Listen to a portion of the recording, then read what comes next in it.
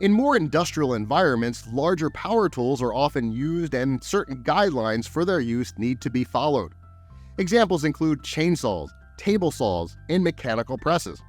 These examples are not all-inclusive, and those working with industrial machinery should be sure to follow all manufacturers' instructions and OSHA guidelines.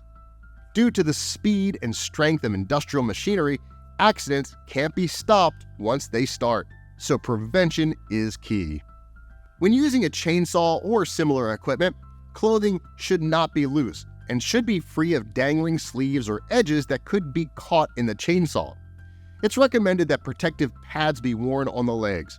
Safety goggles should also be worn to prevent eye injury from flying debris from the chainsaw. Ear protection, boots, and gloves provide additional protection. As with other tools, the chainsaw should be kept in good working order, and the operating manual should be referenced frequently.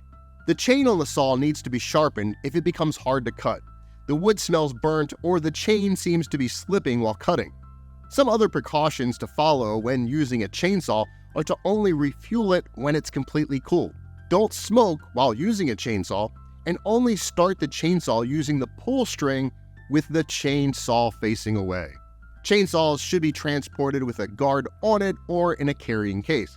They should be stored without any fuel and with the chain removed.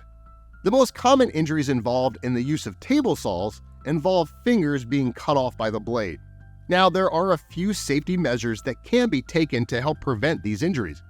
The blade should be protected by an adjustable guard at all times. The blade level should be appropriate to the material thickness, and the guard should adjust automatically to the thickness of the material being cut and remain in constant contact.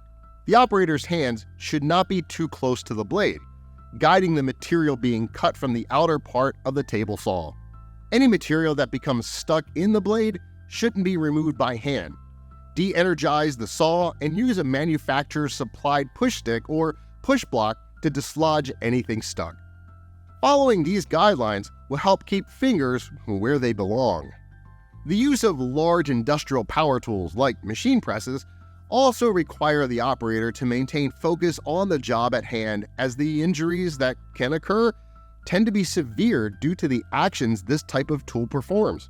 There must be guards in place at the point of entry to the tool that prevents hands from going into the machine. Other tools you may encounter include, but are not limited to, pneumatic tools, powder-actuated tools, liquid fuel tools, and hydraulic power tools.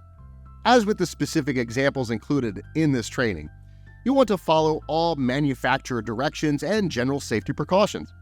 These include aiming tools away from the face, working in a clean, dry environment, and checking all connections before energizing or using the tool. The guidance provided here is important information for the use of all types of hand and power tools.